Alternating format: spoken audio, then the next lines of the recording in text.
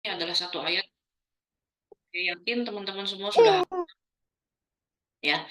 Di dalam surat Al-Baqarah ayat 183, Auzubillahi minasyaitonirrajim.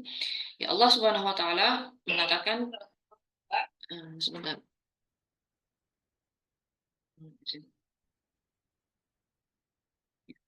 Allah Subhanahu wa taala mengatakan ya ayyuhalladzina amanu kutiba alaikumusiyam kama kutiba alal ladzina min qablikum la'allakum tattaqun. Ya, jadi di ayat ini Allah itu memanggil kita dengan panggilan yang lemah lembut, ya. Ya, memanggil kita dengan panggilan wahai, gitu. Wahai itu seperti seorang ibu yang memanggil anaknya dengan panggilan lembut, gitu. Wahai anakku, ya itu dengan panggilan yang lembut. Ayo kita sholat, ayo kita berpuasa. Nah, begitu juga Allah memanggil kita dengan panggilan yang lembut, ya, dengan ya, ya itu adalah harfun nida, ya panggilan, bukan dengan panggilan kasar, gitu ya. Bagaimana kalau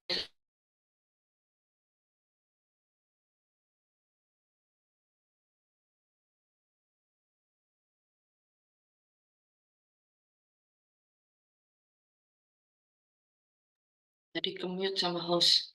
Oke, ya. Jadi sebagaimana misalnya ya, kalau kadang-kadang kita dengar orang di pasar kadang manggil orang lain dengan panggilan yang tinggi nadanya, intonasinya, ya, woi, woi, woi, woi, gitu ya. Woi, sini woi, gitu. Nah, ini tidak seperti itu. Allah memanggil kita dengan panggilan yang lembut. Ya ayyuhalladzina amanu, wahai orang yang beriman.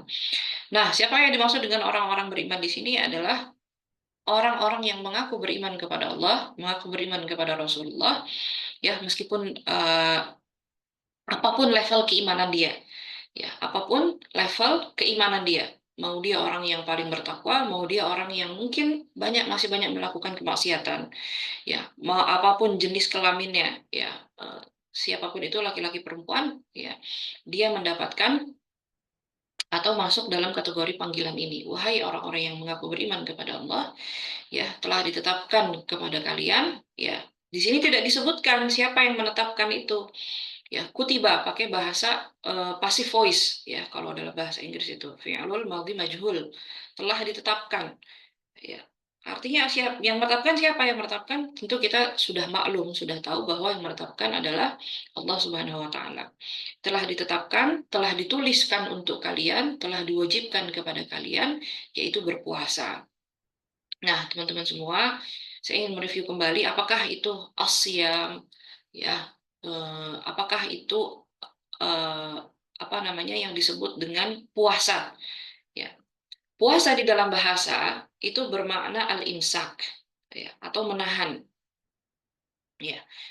Puasa di dalam bahasa artinya adalah al-imsak. Sedangkan puasa di dalam istilah fikih atau istilah syar'i bermakna al-imsak anil akli wasyurbi, ya, menahan makan, menahan minum dari mulai terbitnya matahari sampai terbenamnya matahari.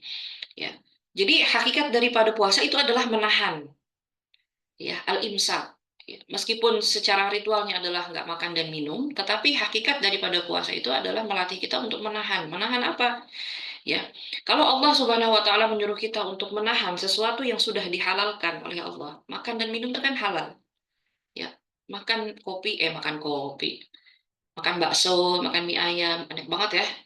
Siang-siang minum es buah gitu ya, minum jus alpukat, enak banget. Tapi di bulan puasa itu hanya boleh di waktu-waktu tertentu. Ya, di waktu siang yang justru kita banyak aktivitas, itu malah diharamkan gitu ya. Nah, ya, hakikat daripada tujuan puasa yaitu menahan sesuatu yang mungkin apa namanya, yang sebenarnya itu dibolehkan, ya, dan juga bahkan kebutuhan biologis manusia, tapi kita diperintahkan untuk menahan, gitu. Kenapa kata para ulama, manusia itu, ya apapun statusnya, apapun kondisinya, ya mau dia orang kaya, mau dia orang miskin, ya mau dia ibu-ibu, mau dia pekerja, mau dia laki-laki, mau dia perempuan, mau dia orang kaya, ya mau dia pejabat, mau dia rakyat, manusia itu perlu untuk melatih dirinya menahan keinginan yang ada di dalam hatinya. yang ada di dalam dirinya. Kenapa? Karena manusia itu, ya, kita tahu bahwa sifat kita itu selalu pengen lagi dan lagi, lagi dan lagi, lagi dan lagi. Ya, baru punya S24, udah keluar S25, Samsung pengen ganti, ya. Baru punya iPhone 15, keluar 16, pengen ganti iPhone 16. Selalu pengen lagi dan lagi, gitu. Nah, karena itu, ya, puasa ini sebenarnya melatih kita untuk menahan. Ya, bagi orang-orang yang mungkin ya Allah berikan rezeki yang mungkin berkecukupan, ya, dia melatih dirinya untuk menahan dari mungkin apa sesuatu yang mungkin bisa dimilikinya, tapi dia menahan diri gitu. Ah, enggak kok, ini masih bagus barangnya, baju-baju saya masih banyak di lemari, nanti saja belinya misalnya. Ya, jadi menahan sesuatu yang mungkin, ya, dia mampu tapi dia menahan dirinya gitu. Begitupun orang-orang yang ya, yang Allah berikan misalnya rezeki yang kurang gitu. Dia menahan ya dengan apa yang dia punya, dia menahan dengan menahan dirinya untuk tidak berlaku, untuk tidak bersikap sebagaimana misalnya orang-orang kaya gitu. Saya hanya punya ini, kenapa saya harus memaksakan diri saya untuk show off misalnya gitu ya. Nah, di sini jadi hakikat daripada asyam tuh itu, ya, menahan sesuatu yang mungkin tidak, apa sih namanya, tidak terlalu krusial gitu ya. Nah, apalagi menahan hal yang sifatnya maksiat. Ya, kalau menahan hal-hal yang halal saja kita bisa, ya, hal-hal sebenarnya mubah gitu ya. Menahan mungkin ketika bulan puasa kita menahan diri kita untuk tidak banyak bermedsos misalnya. Menahan diri kita untuk tidak banyak marah-marah sama anak-anak, marah-marah sama suami begitu misalnya ya. Apalagi kita untuk menahan yang maksiat gitu. Jadi otomatis. Nah, itu adalah hakikat daripada al-siyam. Dan ini sudah dipraktekkan oleh apa namanya, umat-umat terdahulu sebelum umat-umat Islam. Sebelum Islam itu diturunkan. Ya, jadi hikmahnya selain daripada untuk menahan, yaitu adalah la'allakum tattaqun. Tujuan daripada disyariatkannya puasa bagi umat Islam adalah apa? Ya, kenapa kita berpuasa? Karena memang Allah suruhnya demikian di dalam Al-Quran. Ya, itulah yang membuat ketakwaan kita sebagai seorang mukmin, ya, itu dilihat gitu, la'allakum tattaqun. Jadi kalau ditanya, "Kenapa kamu puasa?" "Biar sehat." "Kenapa kamu puasa?" "Biar kita latihan menahan hawa nafsu." Nah, itu adalah hikmah-hikmah daripada puasa. Tapi hakikat daripada kenapa Allah menyuruh kita puasa adalah kita latihan untuk mentaati apa yang Allah perintahkan, gitu. Ya, Allah suruh kita puasa, ya sudah kita puasa. Allah suruh kita sholat, ya sudah kita sholat. Ya, hakikat kehambaan kita kepada Allah Subhanahu wa taala. Dan teman-teman semua ya, apa namanya, eee kalau kita sudah, apa namanya, terbiasa ya, kalau kita sudah terbiasa untuk mentaati ya, apa yang Allah perintahkan di dalam Al-Qur'an, apa yang Allah larang di dalam Al-Qur'an ya, itu insya Allah kita menjadi orang-orang yang selamat baik di dunia maupun di akhirat, gitu. Ya, jadi min qablikum la'allakum tattaqun. Ini tujuan daripada kita diwajibkan untuk berpuasa. Nah, ada satu hadis lagi, mungkin ada beberapa hadis ya teman-teman nanti bisa membaca sendiri. Tapi ada satu hadis yang eh, juga sangat terkenal sekali, sangat populer sekali tentang keutamaan bulan Ramadan. Ya, di dalam sebuah riwayat dikatakan, ini hadisnya sahih, "Man qama ramadhana imanan wa ihtisaban ghufira lahu ma taqaddama min dzambi." Atau dalam sebuah riwayat ada yang mengatakan man shoma Ramadan. Man qama man shoma, barang siapa yang mendirikan puasa, barang siapa yang mendirikan ya bulan Ramadan. Ya, mendirikan ini maksudnya apa? Mendirikan ini adalah beribadah ya, menghidupkan bulan Ramadan, berusaha menyambut bulan Ramadan dengan bahagia, ya, dengan penuh keikhlasan, dengan penuh kesyukuran, dengan penuh apa namanya, ketakwaan gitu ya. Dan ini tidak hanya 1 hari 2 hari saja, teman-teman semua ya, ibu-ibu semua. Ibu bayangin masak sahur 10 hari pertama kita mungkin masih masih on fire gitu ya. Begitu 10 hari kedua, 10 hari ketiga, ya, masaknya apa? Tinggal telur ceplok ya. pakai kecap, itu udah subhanallah. Ya, itu udah alhamdulillah, bangun juga udah alhamdulillah. Ya, kadang-kadang saking kita bab hukumnya Iya, 10 hari terakhir, ya udah saya 10 nggak hari jawab. kedua, sahur tuh ya seadanya saja. Ini adalah man qama Ramadhana, mendirikan bulan Ramadan ini nggak hanya 1 hari, 2 hari, 3 hari, menahan hawa nafsu, menahan lapar, haus, menahan apa namanya amarah gitu. Nggak hanya 10 hari pertama pertama saja, tapi sampai 30 hari bulan Ramadan. Ya, itu ujian. Ya, dan itulah hakikat daripada man qama Ramadhana imanan. Ya, dengan penuh keimanan dan penuh kontemplatif, wahtisaban. Ya, wahtisaban ini maksudnya apa? Teman-teman semua, kadang-kadang kita apa namanya eh mengevaluasi capaian-capaian urusan duniawi. Misalnya, kita punya laporan keuangan bulan bulan Februari. Oh, ternyata pengeluaran budgetnya segini, segini, segini. Atau hmm, ternyata hasil bisnis kita misalnya omsetnya hanya segini di bulan ini. Ya, kita biasa melakukan perencanaan-perencanaan dan evaluasi-evaluasi itu terhadap urusan-urusan duniawi. Tapi di urusan ukhrawi, ya, tidak ada kita muhasabah bulan ini berapa kali ya kita sholat qobliyahnya, misalnya. Bulan ini kita berapa kali ya tilawahnya, habis berapa juz ya kita tilawah di bulan ini, gitu. Kita jarang sekali melakukan evaluasi-evaluasi yang sifatnya adalah urusan ukhrawi.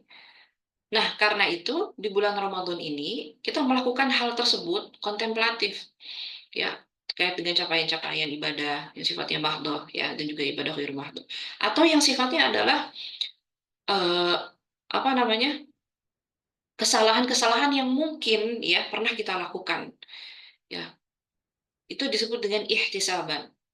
Maka apa kata Nabi Muhammad, ghufira lahu ma taqaddama min dzambi. Kesannya simpel, dihapuskan dosa di masa lalu. Tapi wahai teman-teman semua, apakah kita bisa mengingat dengan jelas, dengan detail semua dosa yang pernah kita lakukan, baik itu dosa besar maupun dosa kecil, seluruh umur hidup kita? Tidak ada, tidak ada yang bisa mengingat itu. Ya, kita sudah hidup berapa tahun? Mungkin 20 tahun, 30 tahun, ya, teman-teman udah usianya 25, 26, 30, 35, ya. Tapi kita nggak ingat tuh, kita kapan pernah nyakiti suami ya? Ya, kapan kita pernah menyakiti anak kita? Berapa kali kita menyakiti anak-anak kita dengan lisan kita, memarahi mereka dengan kesalahan yang mungkin biasa saja, ya, eh, menyakiti teman-teman ngaji kita, menyakiti guru kita, dengan mungkin sikap kita yang menyebalkan gitu, kita nggak sadar. Atau kadang-kadang kita menyakiti suami kita, orang yang yang harusnya paling ditaati dalam rumah tangga kita misalnya, atau orang tua kita, kita nggak sadar tuh, ya. Jadi ghufira lahu ma taqaddama min dzambi ini adalah satu bonus, satu ganjaran yang paling apa kata Nabi itu ibaratnya bonus terbesar gitu, ya. Dan jangan sepelekan dihapuskan dosa di masa lalu nih, jangan sepelekan ganjaran ini, teman-teman. Jadi kalau kita nanti lagi bikin sahur gitu ya, berjibaku dengan rasa ngantuk, kita lagi nyusuin anak, habis begadang baru tidur jam 2, ya kan, jam 3 harus udah nyiapin sahur lagi gitu. Nanti pada subuh harus nyiapin anak-anak sekolah lagi. Itu sambil seperti itu ya, teman-teman. Kita apa? Ya Allah, aku melakukan aktivitas ini karenamu ya Allah. Semoga dengan ini dosa-dosaku dihapuskan di masa lalu ya Allah, gitu. Ya, waktu duha, kita punya waktu sebentar buat tidur. Harus nyetrika baju misalnya ya. Ya, sambil dengerin murotal misalnya. Ya Allah, mudah-mudahan dengan saya nyetrika baju ini, ya, suami saya senang, anak-anak saya bisa pakai baju yang rapi. Mudah-mudahan dengan ini dosaku dihapuskan di masa lalu. Jadi afirmasinya tuh positif gitu, ya. Dan itu nggak sehari, 2 hari, 3 hari, 4 hari, tapi sampai nanti kita akhir di bulan Ramadan. Justru peaknya itu adalah di akhir, di 10 hari terakhir bulan Ramadan, gitu. Di saat dimana kita udah kayak capek gitu kan, udah hari ke 25, anak kita udah makin susah dibangunin buat sahur misalnya, ya. Tapi teman-teman semua, ghufira lahu ma taqaddama min dzambih. Bayangkan kita itu clean slate, clean slate tuh apa istilahnya? Seperti seperti bersih lagi gitu. Ya setelah keluar bulan Ramadan sebagai manusia suci. Ya, ini saya kalau mau saya ceritain semua nanti 3 jam ya teman-teman. Tapi ya ini salah satu keistimewaannya juga di bulan Ramadan adalah eh, ini apa namanya yang kita ketahui ya, yaitu malam Lailatul Qadar. Teman-teman semua, saya ingin sedikit menggarisbawahi tentang khairum min alfi syahr. Ya, jadi khairum min alfi syahr kata Allah Subhanahu wa taala di surah Al-Qadar ini ya. Nanzalnahu fi lailatul qadar wa ma adraka ma lailatul qadar. Lailatul qadri khairum min alfi syahr. Apakah malam kemuliaan itu? Ya, kata Allah, malam kemuliaan itu adalah khairum min alfi syahr. Jadi deskripsi Allah itu mengenai malam Lailatul Qadar itu singkat saja, simple. Khairun min alfi syahr, lebih baik daripada 1.000 bulan. Lebih baik gimana? Khairun min alfi syahr. Nah, ini banyak sekali penafsiran para ulama. Apakah yang disebut dengan alfi syahr di sini? 1.000 bulan di sini itu maksudnya apa? Apakah betul 1.000 bulan itu sesuai dengan makna harfiahnya ya? 1.000 bulan itu berarti kalau dikalikan dibagi setahun, dibagi per tahun berarti sekitar 83, 84 gitu ya. 84 tahun, 82 tahun. Itu 80 tahun sekian, kalau kita melakukan kebaikan di satu malam itu, ya, dengan penuh keimanan, dengan penuh ihtisaban tadi, ya, eh, kita dapat kita dapat pahala yang pahala kebaikannya itu melebihi umur biologis kita sebagai manusia. Kan kita punya usia berapa? 20, 30, nggak ada yang tahu. 60, 50, 70. Ya. Tapi 80 tahun, kalau kita beribadah pada hari itu, pada malam hari itu, kita melakukan betul-betul, ya, bersungguh-sungguh, bermujahadah, mendapatkan Lailatul Qadar.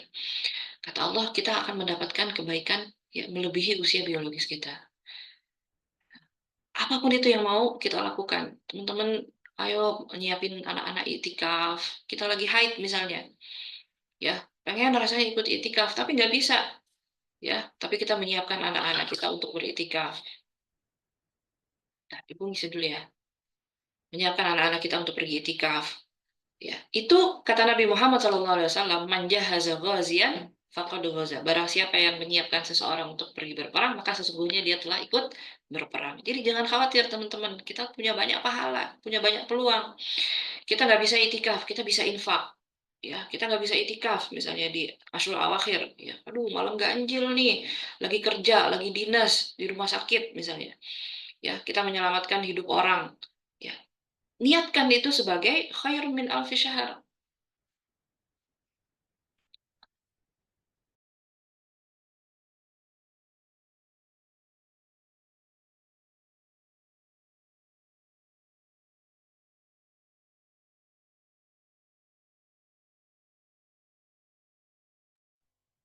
Ya. Dan di ada penafsiran yang lain ya, ulama lain mengatakan orang Arab dulu itu nggak kenal angka yang lebih banyak daripada 1.000. Ya, kita kenal berapa angka? 1 triliun, ya, 10 sekian triliun. Eh, ya, tapi orang Arab dulu itu bagi mereka 1.000 itu udah angka paling banyak. Alf, maka ada istilah alf mabruk ya, alf mubarak gitu. 1.000. Artinya apa? Artinya adalah pokoknya wakeh gitu. Banyak saking nggak bisa dihitungnya 1.000 gitu. Jadi alfi syahr itu kata Allah Subhanahu wa taala, kata kata para ulama ya, kenapa dikatakan khairun min alfi syahr? Jadi kebaikannya itu melampaui jumlah sebanyak apapun yang sesuai dengan penafsiran manusia gitu. Ya, kita punya infak berapa? Kita mau infak bulan Ramadan itu misalnya kita punya uang 1 juta. Kita infakkan niat untuk Lailatul Qadar. Ya Allah, saya punya 1 juta nih, saya tabung-tabung hasil ngonten misalnya, hasil bisnis, hasil jualan, hasil kerja. 1 juta ini ya Allah berarti banget buat saya. Tapi saya pengen infakkan ya karena saya nggak bisa itikaf misalnya.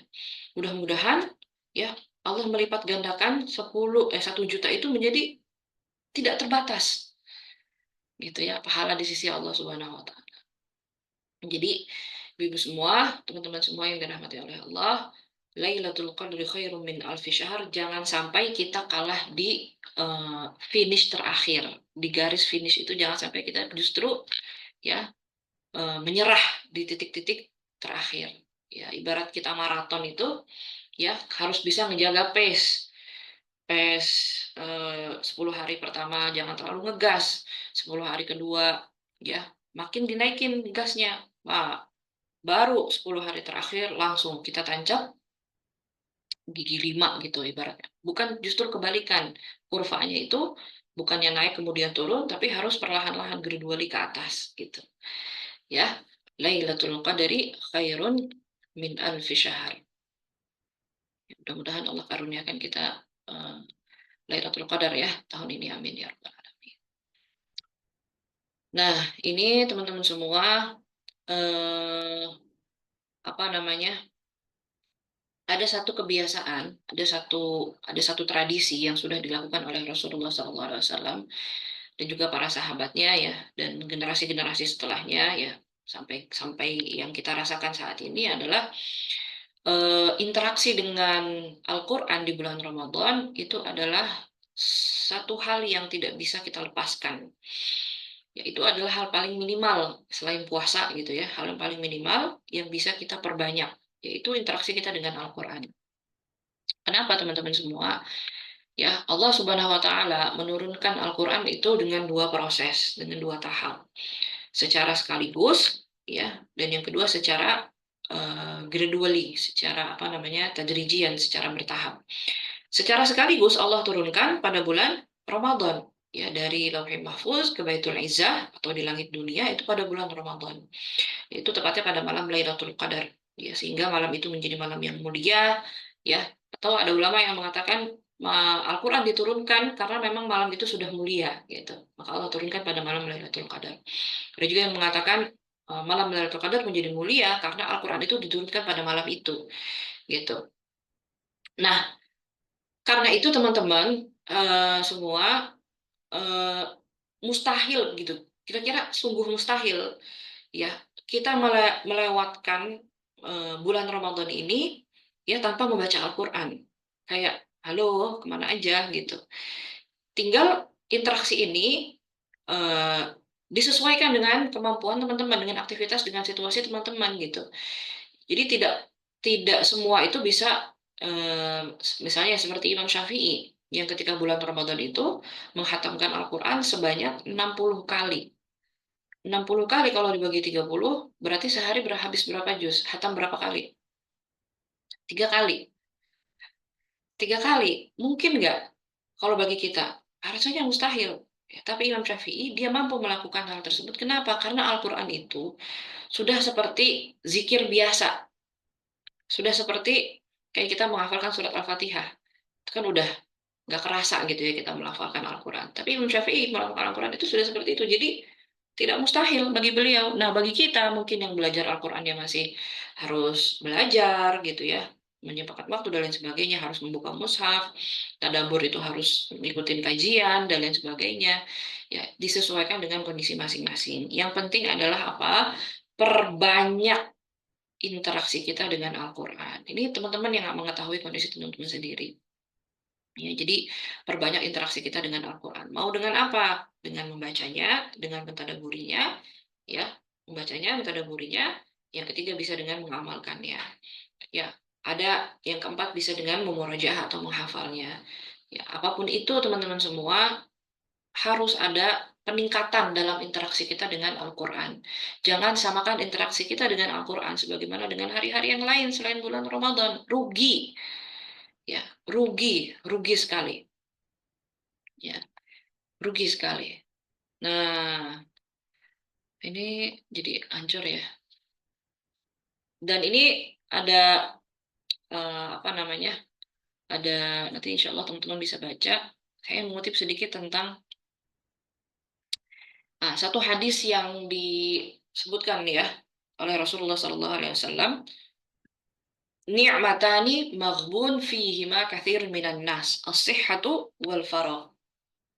Jadi Rasulullah SAW mengatakan dalam sebuah hadis, ada dua nikmat.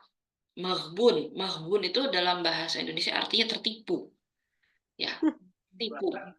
Ada dua nikmat yang manusia itu banyak tertipu. Dia sebenarnya nikmat, tapi manusia nggak menyadari bahwa itu nikmat. Yaitu adalah apa? Kesehatan dan waktu. Waktu yang luang, kesehatan dan waktu. Ya, boro-boro saja waktu luang, kita udah kayak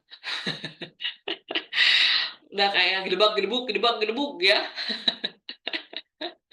Udah kayak gedebuk-gedebuk ngurusin anak-anak, ngurusin suami, kerjaan, ya rumah dan lain sebagainya. Nah, tetapi ya kata siapa namanya?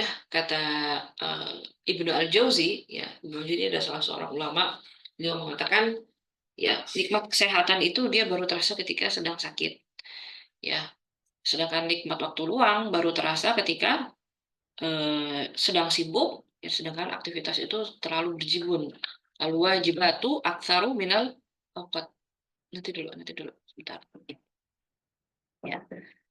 Nah, jadi insya Allah apa namanya kita semua yang ada di sini tidak melalaikan ya dua modal. Jadi kata Allah di dalam Al-Quran itu wal asri innal insana lafi khusr, itu adalah modal utama seorang manusia dalam beribadah kepada Allah Subhanahu wa taala. Ibaratnya modal, ya modal itu kan kalau modal dalam bisnis itu gimana? Dia harus balik dalam keuntungan, ya kan?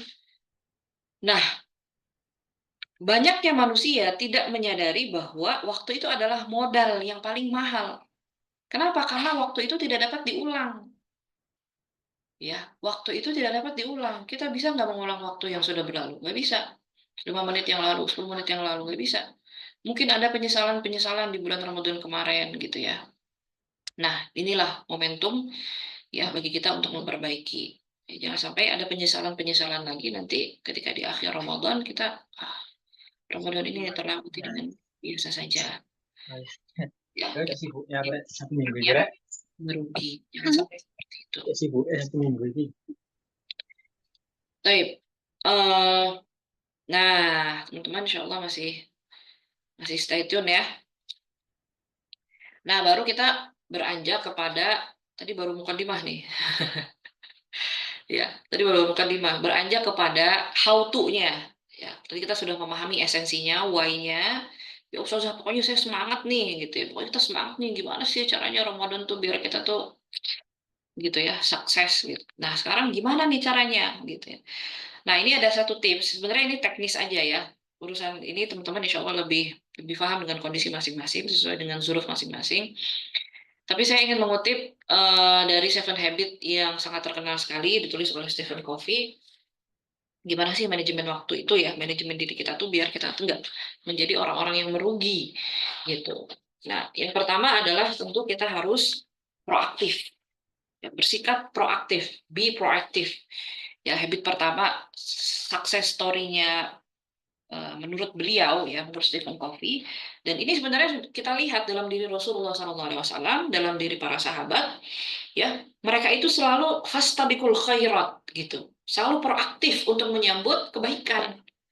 Ya, dalam sebuah majelis dikatakan ya Rasulullah SAW bertanya kepada para sahabat, siapa yang hari ini sudah sholat, siapa yang hari ini sudah infak, siapa yang hari ini sudah bersedekah, siapa yang hari ini sudah menjenguk saudaranya, siapa yang hari ini sudah apa namanya melayat saudaranya.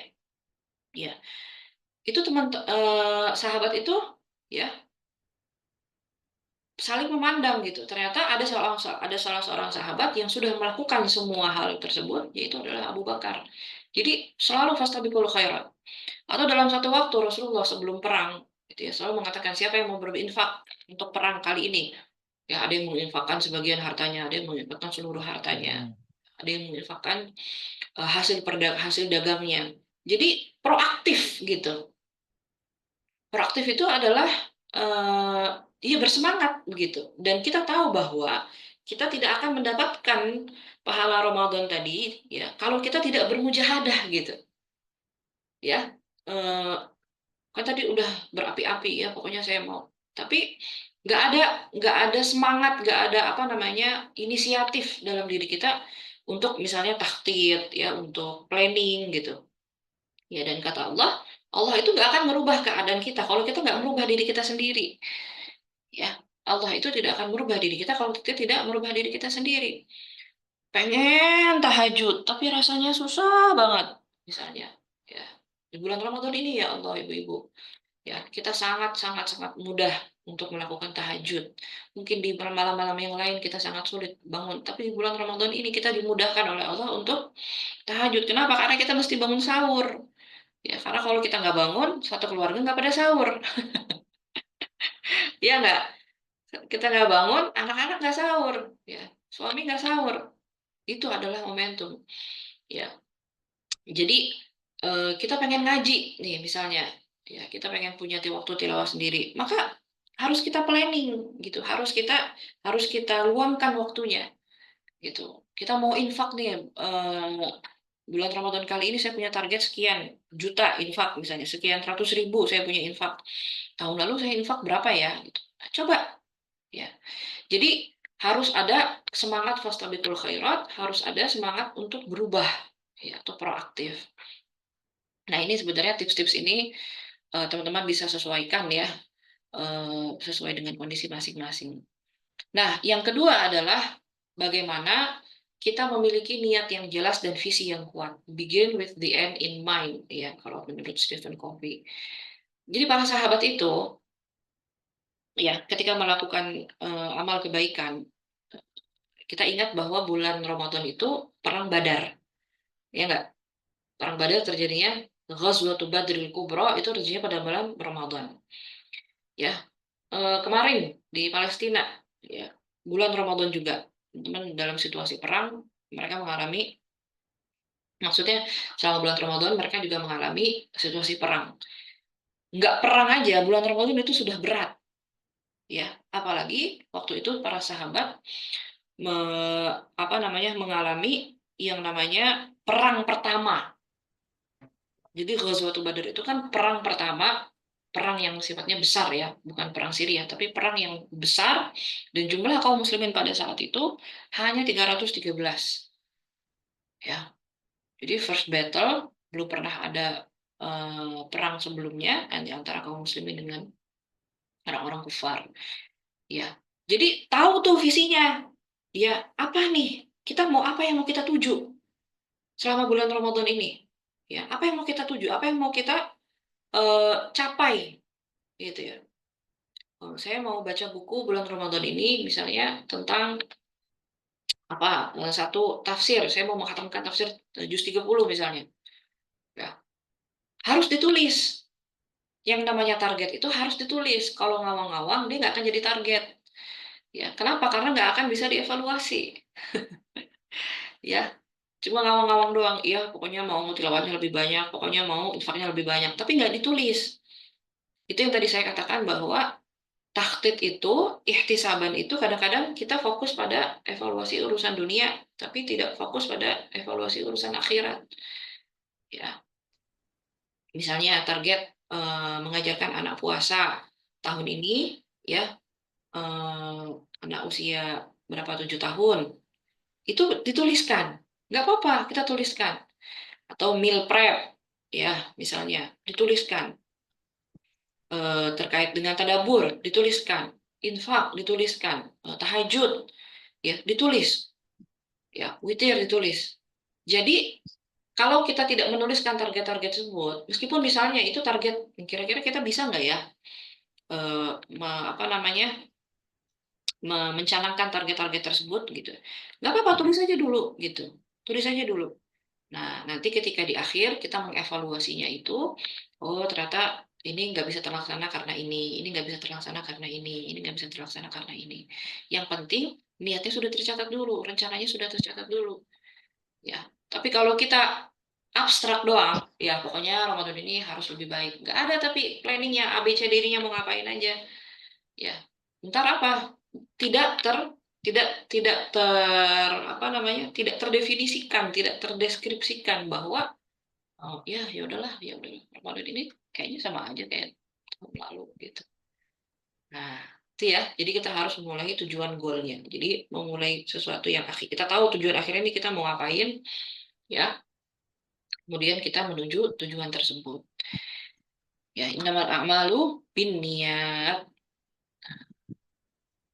Yang ketiga adalah put first thing first. Ya, put first thing first. Jadi atur priority dengan bijak. Ya, bal tu'thirunal hayatad dunya wal akhiratu khairu wa abqa. Jadi itu tadi yang saya katakan bahwa kita terlalu banyak pada fokus orientasi dunia yang sifatnya adalah ya kerjaan dan lain sebagainya. Mungkin ya kerjaan, tapi kadang-kadang kita tidak fokus kepada kenapa kita melakukan hal tersebut gitu. Ya, jadi kalau kita orientasinya akhirat, maka kita akan ya biasa saja gitu ya, secukupnya menghabiskan waktu itu untuk urusan dunia. Nah, ini ada satu tips dari metode ini mungkin teman-teman sudah paham ya, sudah pernah mempelajari ya Eisenhower Matrix ini adalah metode yang digunakan oleh Presiden AS ke-34 ya. Ini kan ilmu bisa dari mana aja ya, selama dia bermanfaat. Nah, ini kita buat matriks teman-teman. Mana yang penting dan mendesak, mana yang penting dan tidak mendesak, mana yang tidak penting tapi dia mendesak, mana yang tidak penting dan tidak mendesak. Nah, ini kita harus bisa kategorisasi. Ribet amat sih Ustazah. Iya, emang begitu. Kalau kita mau jadi orang yang sukses, kita harus jadi orang yang ribet. Ya, kalau kita ingin melalui bulan Ramadan ini dengan ya minimal sudah ada ikhtiar dari kita, gitu. Emang harus seperti ini. Nah, disinilah kita mengklasifikasikan. Contohnya, penting dan mendesak, masak sahur, buka tepat waktu. Penting kan, mendesak kan, ngurus anak-anak, penting dan mendesak. Ada waktu-waktunya, ya. Kemudian menyelesaikan pekerjaan yang punya deadline dekat. Ini penting dan mendesak, harus berada di first priority, ya. Nah, yang kedua, ada dia sifatnya penting, tapi bisa di-manage waktunya. Ya, dia tidak mendesak, dia bisa di-manage waktunya. Apa contohnya? Ya, ibadah-ibadah tadi yang kita mau tambahkan di dalam aktivitas keseharian kita, ya, membaca Al-Quran. Ya, mungkin ada yang targetnya 3 juz per hari. Nah, gimana caranya 3 juz per hari itu bisa kita breakdown di 5 sholat waktu misalnya. Ya, subuh misalnya bisa 1 juz, zuhur bisa 1 juz, ya. Nanti sebelum asar atau setelah asar sebelum kita masak untuk buka puasa itu bisa 1 juz lagi, tercapai deh 3 juz, atau ketika nanti terawih. Jadi di breakdown gitu, dan itu harus dituliskan teman-teman. Ya, nanti kalau sudah menuliskan, kemudian kita sudah ada polanya, itu akan terbiasa. Oh, ini mana yang penting, mana yang mendesak, gitu ya. Nah, ini tips-tipsnya juga nih, ada mengikuti kajian online atau offline. Ini kan dia penting, tapi nggak mendesak. Ikut kajian ngomi, ya ikut kajian tadabur. Lagi ada waktu luang nih daripada kita scrolling medsos, ya udah kita tadabur yuk. Misalnya, ya kan, kemarin udah sampai surat Ad-Duha, berarti sekarang surat Al-Lail. Dengerin aja Ustaz Adi Hidayat. Ya 1 jam nggak kerasa tuh sambil nyetrika, ya kan? 1 jam sambil masak sore, ya kita sambil bak-bik di dapur, ya pasang headset, dengerin siapa Ustaz Adi Hidayat, Tadabur misalnya, atau Ustadz Numan Ali Khan, ya siapapun itu, jadi targetnya itu tercapai gitu, kan kita insya Allah sudah terbiasa dengan multitasking ya perempuan, jadi itu penting, tapi bisa dilakukan secara apa namanya, bisa di manage gitu waktunya. Nah, ada hal yang ketiga, dia tidak penting tapi dia mendesak, ya. Ini bisa kita delegasikan. Contohnya, ya kalau teman-teman ada khodimah di rumah, urusan rumah, serahkan ke khodimah, kita menghandle yang paling pentingnya aja, gitu. Ini Ya, juga dikit banget. ya.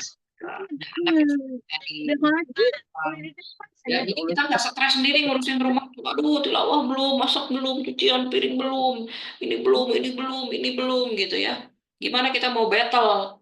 Nah, inilah kita manage. Ada yang bisa didelegasikan kepada orang lain, maka kita delegasikan. Kalau udah mepet, misalnya kerja, pulang kerja jam 5 sore, ya kita belum sempat tilawah, kita belum sempat macam-macam, bisa delivery GoFood misalnya, tapi nggak usah setiap hari ya Bun, ntar jebol. Mendesak aja ketika apa sih namanya, eh, ketika misalnya tidak terhandle gitu ya. Dan nah ini menurut saya yang paling penting adalah kurangi dan hindari yang sifatnya tidak penting dan tidak mendesak. Nah, kadang-kadang energi kita habis untuk hal ini. Apa itu yang tidak penting dan tidak mendesak? Medsos terlalu lama. Ya, cukup 10 menit, 15 menit. Jangan sampai sejam. Bulan Ramadan malu lah kita ya. 2 jam di medsos itu. Ngapain gitu? Gak ada hal yang bermanfaat. Kecuali kita jualan. Buat nambahin uang THR misalnya. Beliin baju, baju lebaran untuk anak-anak. Ya, boleh, boleh saja. Yang penting manajemen waktu, ya. Nonton drama atau film yang berlebihan hingga kita melalaikan ibadah. Atau nih ibu-ibu, ya, eh, tidur berlebihan yang alasannya nggak jelas. Tapi ini saya husnuzon, ibu-ibu pasti justru ya, malah nggak sempet tidur ya. Saking sibuknya urusan rumah tangga. Nah, yang keempat, insya Allah saya selesaikan 15 menit lagi ya. Yang keempat adalah tawazun, ya, win-win. Tawazun itu adalah antara urusan akhirat dan urusan duniawi itu seimbang.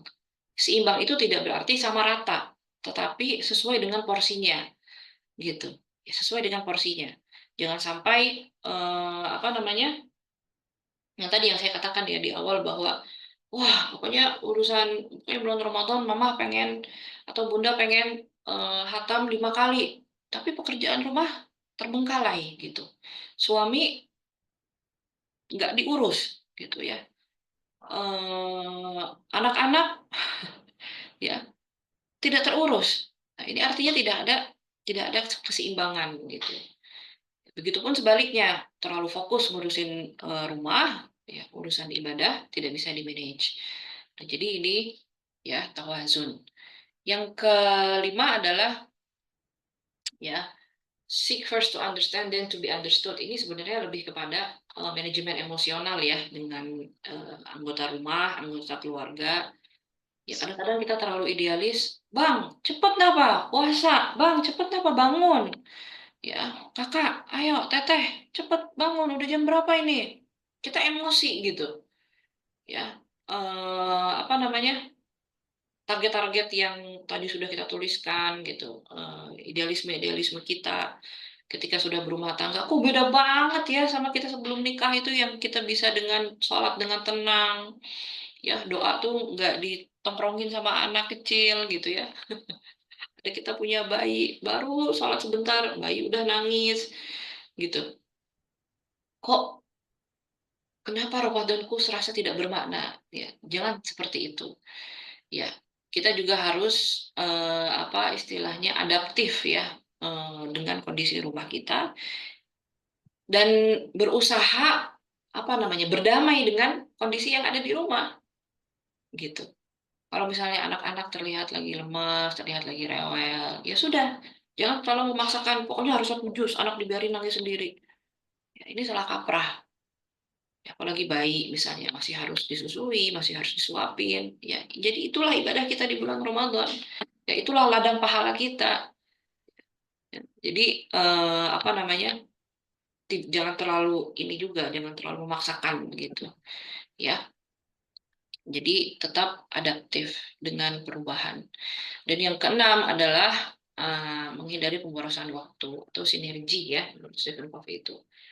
Di dalam surah Al-Isra, wala tubadzir tabdzira. Sebenarnya mubadzir itu ibu semua. Ini sering saya perhatikan teman-teman mungkin kalau buka puasa ya banyak makanan di atas meja gitu.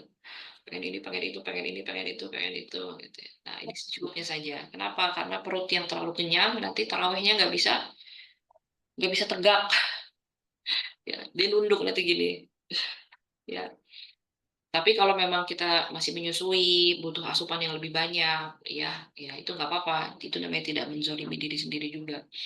Intinya adalah jangan sampai kita boros makanan ya, boros waktu, terutama hal-hal yang tidak bermanfaat, boros waktu untuk hal-hal yang tidak produktif.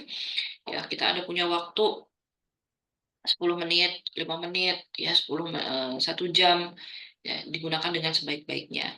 Termasuk nanti nih mau Lebaran, ibu-ibu, ya, bunda-bunda, mau Lebaran tuh apa aja dibeli. Ini coba diperhatikan ya manajemennya. Dan yang terakhir ya tentang disiplin dalam manajemen waktu. Jadi kalau sudah tadi ditakdir, sudah di planning A B C D, ya dari pagi, dari subuh, dari sahur sampai buka sampai taraweh, ya kita berusaha untuk disiplin dalam menjaga waktu tersebut. Meskipun tadi harus tetap adaptif ya dengan kondisi rumah, ya berdamai dengan kondisi rumah. Jadi tetap kita berusaha untuk stick dengan target-target yang sudah kita canangkan. Jadi untuk ini saya tidak ada standar khusus ya. Maksudnya setiap orang tuh beda-beda kondisinya. Ada yang udah punya anak, anaknya masih bayi, masih toddler. Tentu berbeda dengan kondisi yang anaknya sudah remaja. Ya, ada yang belum punya anak, tentu berbeda kondisinya dengan yang sudah punya anak. Yang bekerja, tentu berbeda kondisinya dengan yang di rumah gitu. Jadi ini semua dikembalikan kepada kondisi dan zuruf masing-masing. Yang penting adalah ya kita berusaha untuk merencanakan, ya adaptif dan juga disiplin dalam manage waktu. Nah, ini contoh-contoh ringan saja, nanti bisa dibaca teman-teman. Ya, terakhir dari saya, jadikan rumah rumah kita, Ramadan kita ini sebagai ladang pahala. Ya, bukan sekedar rutinitas biasa kita sebagai seorang istri, sebagai seorang aktivis, ya mungkin sebagai seorang pekerja, sebagai seorang ibu, ya biarkan setiap sujud kita itu dapat menguatkan hati kita, setiap lelah kita kelak akan menjadi saksi, dan setiap waktu yang terisi ya dengan kebaikan yang insya Allah mengantarkan kita kepada surganya Allah Subhanahu wa taala. Karena Ramadan itu bukan hanya tentang menahan lapar, ya, tetapi tentang menyuburkan jiwa-jiwa kita untuk lebih mendekatkan diri kita kepada Allah, mendekatkan ketaatan kita kepada Allah Subhanahu wa taala. Ya, jadilah ibu yang dirindukan di bulan Ramadan dan janganlah jadi ibu yang di apa namanya? Nggak mau pulang ke rumah ibu ngomel-ngomel mulu kalau bulan puasa misalnya.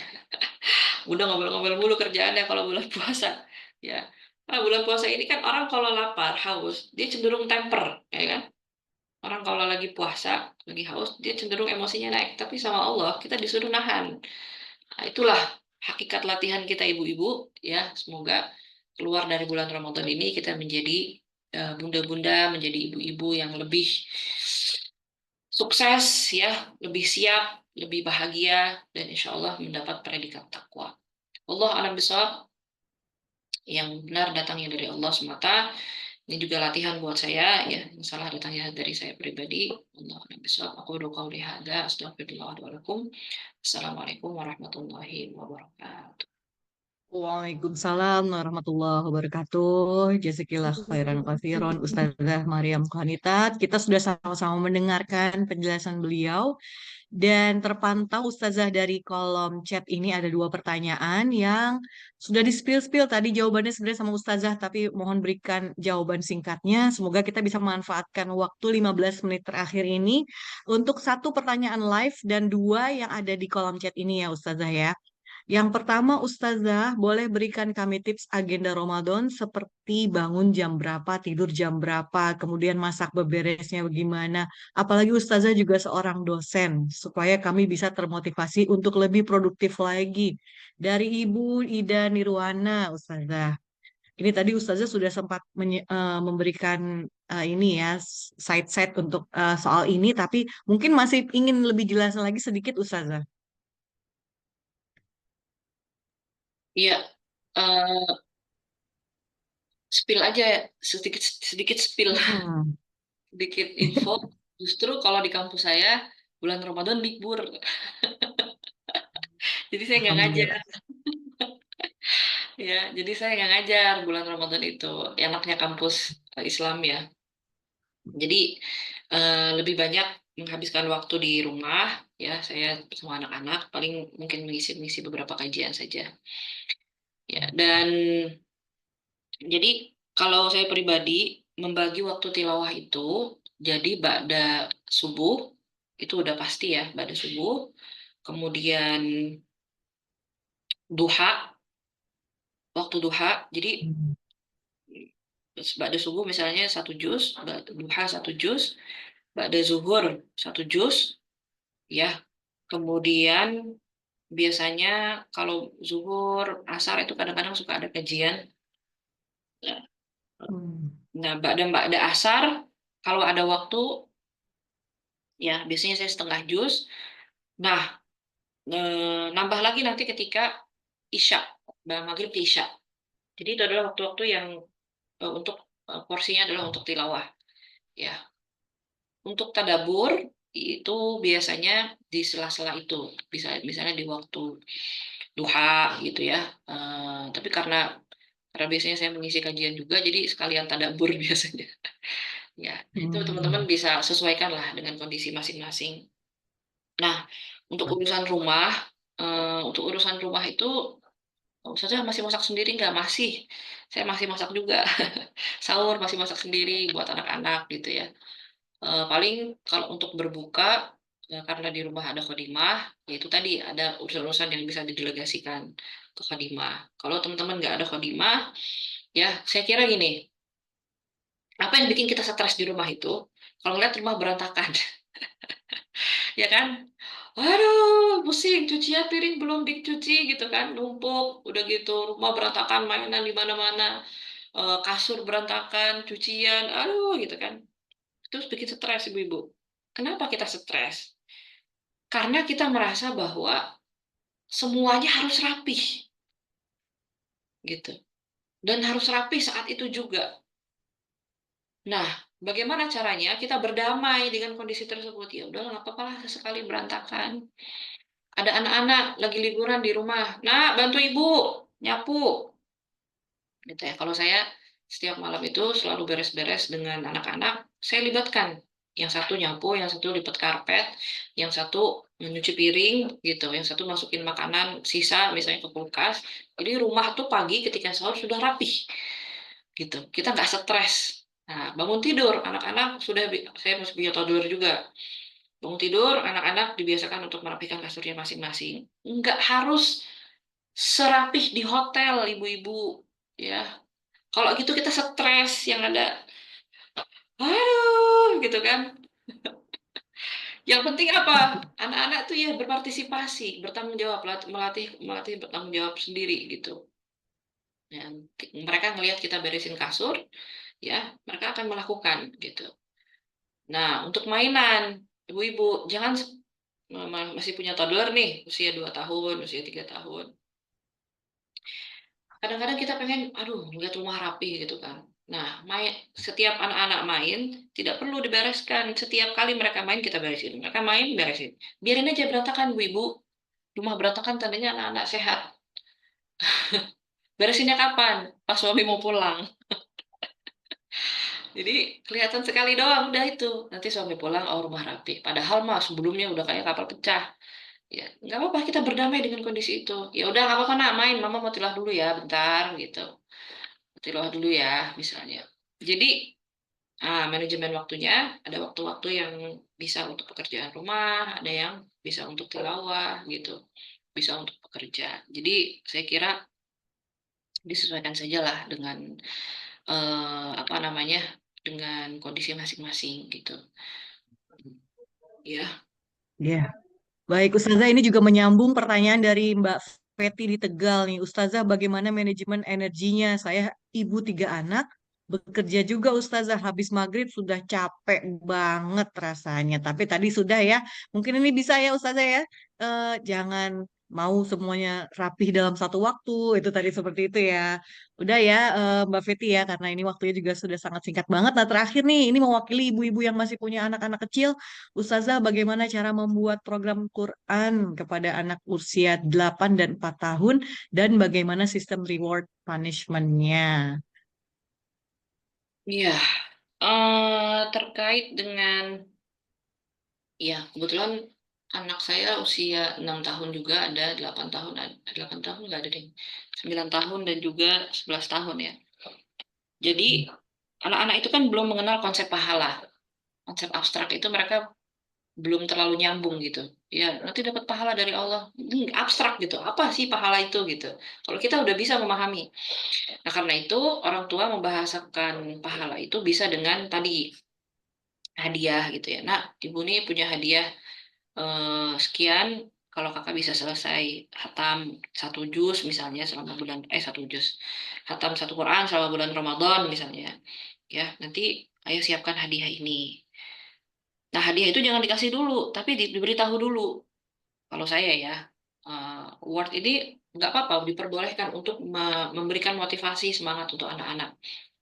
Toh kita juga orang dewasa semangat melakukan sesuatu kalau ada awardnya, benar nggak? Lembur tapi nggak dikasih gaji sama bos misalnya, mana ada kita mau ya kan? Udah capek-capek nggak dibayar gitu, itu nggak apa-apa motivasi misalnya ya. eh, untuk memancing aja bisa. Nah, nah, kalau punishment ini memang harus buat kesepakatan ya. Kira-kira gimana nak kalau lambat sholat, kakak udah usia 8 tahun misalnya. 8 tahun itu kata Nabi ya udah harus sholat. Ntar usia 10 tahun udah bisa dipukul loh Kak, kata Nabi. Tapi pukulnya juga pukul yang itu ya tidak sampai menyakitkan gitu, cuma ditek gitu doang. Nah itu dibahasakan kepada mereka. Kira-kira nanti gimana? Apa nih kesepakatan kita gitu untuk punishment. Nah punishment ini juga kalau Allah alam ya teman-teman mungkin ada yang lebih ahli dalam bidang parenting, tapi kalau punishment Allah Subhanahu wa taala itu selalu berkaitan dengan nikmat. Jadi kalau kita punya nikmat apa, kemudian Allah punishment-nya itu adalah dicabut nikmatnya, gitu. Jadi kalau mereka punya kenikmatan untuk nonton TV, kenikmatan untuk itu, ya, tapi harus dikasih tahu terlebih dahulu, gitu, bahwa mereka tidak bisa melakukan hal tersebut, ya, karena melakukan kesalahan, gitu. Dan kesalahannya bukan kesalahan-kesalahan yang sifatnya tadi ya, misalnya kayak apa numpahin numpahin piring gitu, numpahin apa gitu. Sifatnya yang misalnya terlambat sholat atau kelewatan sholatnya. Dan ini pun ada tahapan umurnya, nggak buka anak usia 4 tahun nggak bisa kita kasih kayak gitu. Dia belum ngerti gitu, belum paham juga, baru bisa dilatih. Ya, dan ini saya punya tips terakhir untuk manajemen energi ya. Hmm, apa namanya? Ibu-ibu kalau mau kita bugar, melakukan semua aktivitas bak-bik-buk kita sebagai seorang ibu itu memang harus merutinkan satu suplemen, bukan suplemen. Jadi nutrisinya yang sesuai dengan kebutuhan kita ya, banyakin protein, itu menambah kekuatan fisik ibu-ibu. Ya, jadi jangan terlalu banyak apa carbs enggak gitu ya. Jadi banyak di protein. Ketika berbuka puasa, ketika sahur ya banyakin protein, itu nambah nambah tenaga. Ya, nambah tenaga. Proteinnya juga jangan jangan kecil. Kita kalau lagi puasa dan aktivitas kita kalorinya misalnya kebutuhannya 1.500 ya, 1.700 dengan segala macam aktivitas itu bisa kita tambahin proteinnya Ibu. Ya, misalnya ada tahu, telur, tempe ya, sama ayam. Itu udah sangat cukup untuk asupan kita sebagai energi. Jadi ketika puasa tuh nggak lemes bawaannya, dibanyakin protein. Itu juga bisa jadi salah satu tips. Dan juga olahraga. Ini saya juga baru baru merasakan ya dalam waktu kurang lebih 7 bulan ini.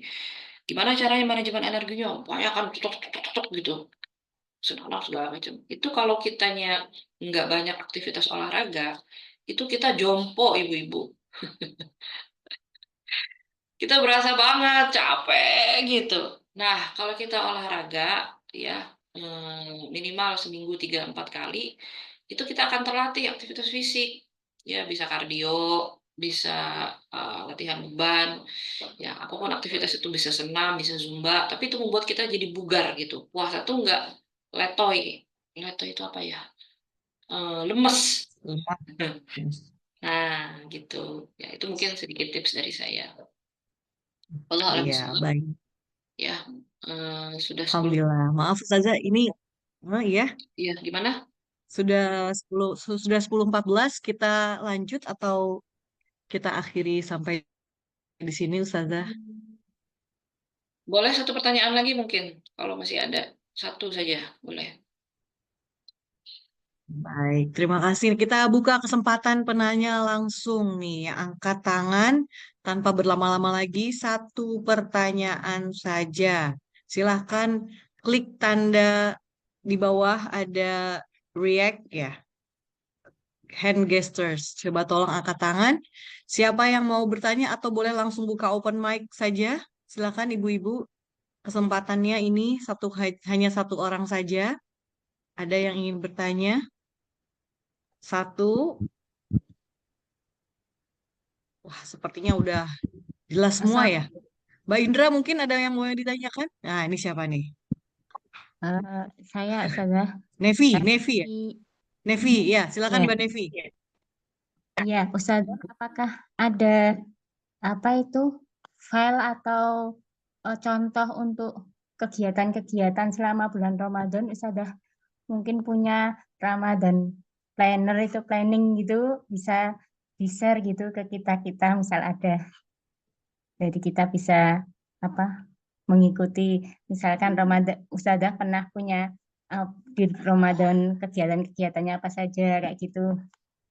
Terima kasih. Ya, terima kasih Mbak Nevi. Silakan Ustazah Mariam. Hmm, Kalau Ramadan Planner, saya biasa bikin catatan pribadi saja. Tapi saya kira sudah banyak ya yang buat di Mbak Nevi coba bisa cari di online. Saya kira udah banyak ya, yang jual juga banyak, di Canva juga banyak ada contoh-contohnya. Tinggal tadi tuh memanage mana yang prioritas, mana yang mendesak, mana yang penting tapi tidak mendesak, mana yang nggak penting dan nggak mendesak, tinggal disesuaikan. Ya, kalau kalau contoh saya punya eh, nanti bingung. Ya, kalau template saya punya nanti mungkin khawatirnya ibu-ibu bingung untuk mengikutinya. Tapi biasanya saya catat di catatan saya pribadi, ya bahkan suami saya aja nggak tahu. Ya, kalau mau didiskusikan dengan suami boleh. Ayah, ayo apa target kita Ramadan tahun ini misalnya. Bisa didiskusikan. Tapi kalau saya catatan pribadi aja. Dan itu nggak harus plek plek plek ya, sesuai dengan misalnya sesuai dengan jadi A, B, C itu nggak harus sama gitu. Bisa disesuaikan saja dengan kondisi masing-masing. Tapi kalau mau mungkin ini nanti tugas panitia nih yang bikin Ramadan planner nih dari kakak-kakak Momi yang udah Siap canggih-canggih. Ustazah. Ini kita sudah siapkan sebenarnya nih Ustazah. Nanti Ah, akan di-share. Entah itu di grupnya, grup ini karena ada grupnya nih Ustazah, grup WA atau nanti di file apa namanya kita share di file Zoom ini, tapi khusus untuk peserta saja. Demikian Ustazah. siap, siap, siap. Ya. Itu dimudahkan sama panitia, insya Allah. Cukup? Terima kasih Alhamdulillah Ustazah. cukup Ustazah. Ya. Alhamdulillah terima kasih banyak Ustazah atas ilmunya pada pagi hari ini. Kita sudah sampai di pukul 10.18. Semoga Ustazah diberi kesehatan dan kelancaran untuk aktivitas-aktivitas berikutnya dan juga sehat selamat di bulan Ramadan nanti. Terima kasih Ustazah. Nih, Assalamualaikum. Ibu mohon izin ya, kakak-kakak semua, bunda-bunda, pamit. Terima Jazakallah kasih. Oh iya khairan. izin Ustazah. Satu lagi kita foto bersama nih Ustazah ya. Mohon maaf nih saya lupa nih maaf. Kita foto dulu sedikit saja ya. Mohon dinyalakan kameranya yang bisa. Waduh, nih ada yang sama anak lagi di jalan nih, Ustazah nih di mobil ya. Ayo silakan ibu-ibu yang ingin berfoto bersama Ustazah. Nanti Mbak Dania ya yang akan kasih kode untuk screenshotnya silahkan. Iya, Mbak Ima. Sudah siap Ya, ya, Ustazah dan Ibu-Ibu? ya sudah. 1, 2, 3. Oke. Mungkin tidak semua halaman ya, tapi Mbak Ima nggak apa-apa ya. Nggak apa-apa. Ini ada berapa? Ada dua, hanya dua ya. Sudah dua-duanya? Sebentar ya. Sudah dua. Hmm. Oke. 1, 2, 3. Ya, sudah ya. Mudah-mudahan sudah ya. Kalau Sudah. Baik. Ya, terima kasih Dania. Terima kasih Ustazah Maryam. Sampai jumpa lagi Pamit ya. ya. Insya Allah ketemu lagi Assalamualaikum. kapan-kapan waktu lagi ya ketemu lagi. Amin ya Ustazah. Allah. Amin ya. Assalamualaikum. Ustazah. Assalamualaikum. Waalaikumsalam warahmatullahi wabarakatuh. Alhamdulillahirrabbilalamin.